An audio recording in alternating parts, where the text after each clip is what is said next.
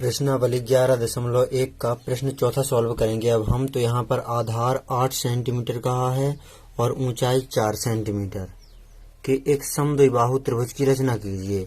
तो यहाँ पर आधार हमने पहले से ही बना दिया है 8 सेंटीमीटर और ऊंचाई 4 सेंटीमीटर कहा गया है और समद्विबाहु त्रिभुज की रचना करना है। फिर एक अन्य त्रिभुज की रचना करना है जिसकी भुजाएं इस समद्विबाहु त्रिभुज की संगत भुजाओं की एक सही 1/2 गुनी हों। तो यहाँ पर हम पहले तो ये 8 सेंटीमीटर आधार और 4 सेंटीमीटर ऊंचाई वाला समद्विबाहु त्रिभुज बना लेते हैं। तो यहाँ पर हमने BC खींच दिया 8 सेंटीमीटर जो कि आधार है। अब ऊंचाई हमें 4 सेंटीमीटर खींचने के लिए पहले हमें इस BC का लंब अर्धक खींचना पड़ेगा। तो लंब अर्धक इस प्रकार खींचते हैं कि आधे से ज्यादा लेते हैं, इस तरफ ये लिया हमने, आधे से कुछ ज्यादा ले लिया, मापना कुछ नहीं है, आधे से ज्यादा ऐसे ही ले लेना है और इस प्रकार का चाप लगा देना है और इस तरफ नीचे भी उसी प्रकार का चाप लगा देना है। दिखा देता हूं मैं आपको, इस प्रकार का नीचे भी चाप लगा देना है। अब उतनी ही दूरी को मापना जो मापी हुई है उसी प्रकार हमें इस बिंदु पर ले आना है और ऊपर की ओर ये चाप लगा देना है। यहाँ पर कट रहा है और नीचे की ओर उतनी ही माप का चाप लगा देना है। तो यहाँ पर कट रहा है, इन दोनों काटे हुए बिंदुओं को मिला देना है हमें। तो यहाँ पर हम मिला देते हैं अब इन दोनों बिंदुओं को। तो ये आ गया हमारा लंब अर्धक। अब यहाँ पर जो ऊंचाई कही गई थी 4 सेंटीमीटर, तो हम ऊपर की ओर 4 सेंटीमीटर स्केल से यहाँ पर अब हम माप लेंगे। तो ऊपर की ओर 4 सेंटीमीटर यहाँ से हो रहा है, यहाँ से ये यहाँ तक, यहाँ से यहाँ पर बिंदु नाम देते हैं हम A। अब इस A को B और C से मिला देते हैं। ये मिला दिया हमने B और C से बिंदु A को। ये पूरा है 8 सेंटीमीटर और ये ऊंचाई है 4 सेंटीमीटर। ये हम यहाँ पर दिखा देते हैं। अब यहाँ पर हम प्रश्न को थोड़ा और पढ़ेंगे, चूंकि यहाँ पर जो संगत भुजाओं की जो दूसरा हमें समद्विबाहु त्रिभुज बनाना है उसमें कहा गया है कि दिए हुए जो ये त्रिभुज है इस त्रिभुज की संगत भुजाओं की एक सही 1/2। इसको हम जानते हैं, ये लिखा हुआ है 2 एकम 2 एक 3/2 3/2 रूप में ये लिखा हुआ है।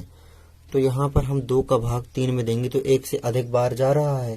तो इसका मतलब ये है कि जो हमें दूसरा समद्विबाहु त्रिभुज बनाना है वो इस ABC त्रिभुज से बड़ा बनेगा। तो हम A को हम थोड़ा और आगे बढ़ा देते हैं, जो AB रेखा है उसको और BC रेखा है उसको, इनको हम थोड़ा और बढ़ा देते हैं। तो यहाँ पर हमने बढ़ा दिया AB और BC रेखाओं को, दोनों को हमने बढ़ा दिया। अब हम यहाँ पर BX किरण खींचेंगे हम, जो कि बिंदु B पर न्यून कोण बनाएंगे। इस प्रकार की हम नीचे की ओर BX किरण खींचेंगे। तो ये खींच दी हमने BX किरण। अब यहाँ पर हम, चूंकि यहाँ पर कहा गया है संगत भुजाओं की 3/2 गुनी, तो यहाँ पर 2 और 3 में 3 अधिक है। तो हम इस BX किरण को 3 समान भागों में विभाजित करेंगे। तो ये बांट दिया हमने 3 समान भागों में, X1, X2 और X3। 3 समान भागों में हमने BX किरण को बांट दिया। अब यहाँ पर चूंकि बड़ा त्रिभुज बनाना है हमें, इस त्रिभुज ABC से, जो कि समद्विबाहु त्रिभुज है, ये समद्विबाहु त्रिभुज है क्योंकि इसमें ये 2 भुजाएं ये बराबर हैं। अब हम यहाँ पर चूंकि 3/2 गुनी कहा गया है तो इस हम X2 को C से मिला देते हैं, तभी बनेगी यहाँ पर बड़ी त्रिभुज जो कि ABC त्रिभुज है, इससे बड़ी। तो यहाँ पर हम X2 को C से मिला देते हैं। ये हमने मिला दिया। अब हमें इस X2C के समांतर यहाँ पर X3C' रेखा खींचनी है। तो यहाँ पर हम वही चाप वाली प्रक्रिया अपनाएंगे। तो यहाँ पर हम चाप लगाते हैं बिना किसी माप का। ये लगाते हैं हम यहाँ पर चाप। ये लगा दिया हमने, ये चाप। उतना ही चाप यहाँ पर लगाएंगे हम।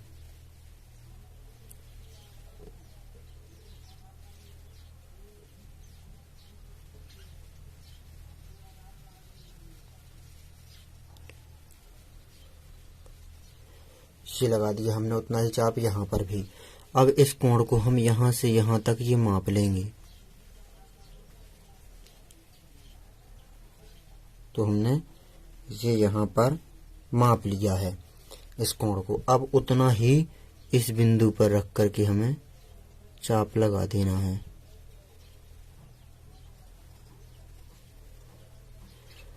तो यहाँ पर कोई बिंदु मिल रहा है यहाँ पर। अब इस वाले बिंदु को इस बिंदु से मिलाते हुए एक रेखा इस तरह खींच देंगे। तो हम खींच देते हैं। ये खींच दी हमने x3c' रेखा। अब हम यहाँ पर जो ये AC है इसी के समांतर हम C', रेखा खींचेंगे। तो यहाँ पर भी हम उसी प्रक्रिया को लेंगे। यहाँ पर एक चाप लगाएंगे इस प्रकार का, बिना किसी माप के C पर लगाएंगे हम चाप। तो यहाँ पर हम ये लगा दिए हमने ये चाप। उतना ही चाप इस C' पर लगाएंगे हम। ये लगा दिया हमने चाप। अब हम इस वाले कोण को C को हम नापेंगे। तो यहाँ पर हमने ये नाप लिया। अब उतना ही चाप यहाँ पर भी हमें लगा देना है।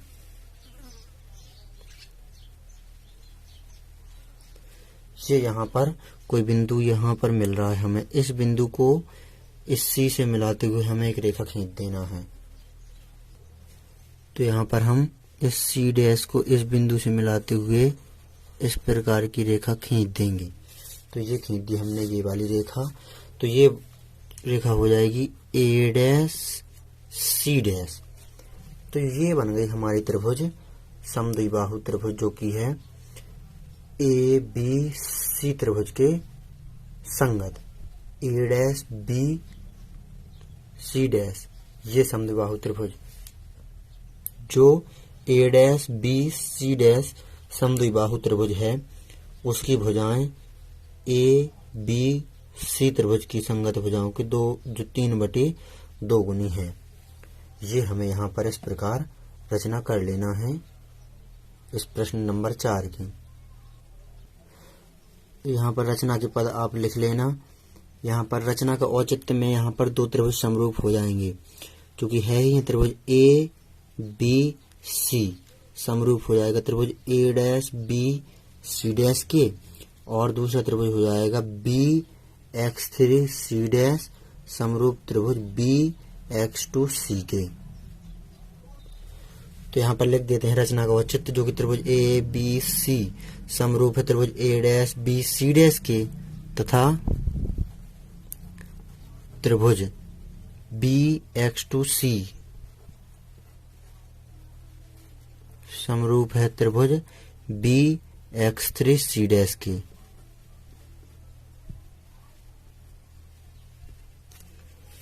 अब जब समरूप हैं तो उसकी भुजाएं अनुपात में हो जाएंगी। तो हो जाएंगी AB बटे A', B बराबर AC बटे A', C'।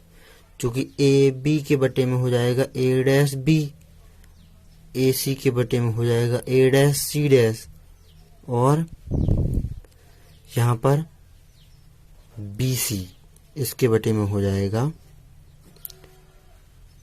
BC'। और ये हमने अनुपात निकाला हुआ है। चूंकि यहाँ पर हमने उल्टी कर दिए हैं त्रिभुज को, इसीलिए हम 3/2 को 2/3 के रूप में भी लिख सकते हैं। चूंकि यहाँ पर भी देख सकते हैं आप, जो डैश वाला त्रिभुज है वो यहाँ पर 3 के अनुपात में हमें दिखाना है, चूंकि बड़ा है A dash B C dash, इसीलिए यहाँ पर जो A dash C dash B C dash, ये चूंकि इस वाले त्रिभुज की भुजाएं हैं तो उसके अनुपात जो कि 3 गुना है इस वाले त्रिभुज ए बी सी के अनुपात के। ये यहाँ पर मैंने इसीलिए उल्टा किया है ताकि आपको समझ में आ जाए। जो ये डैश वाला त्रिभुज है इसका जो 3 गुना है और जो बिना डैश वाला त्रिभुज ए बी सी है इसका 2 गुना है। यही यहाँ पर भी कहा गया है। तो यहाँ पर आप इस प्रश्न को अच्छी तरह से नोट कर लीजिए।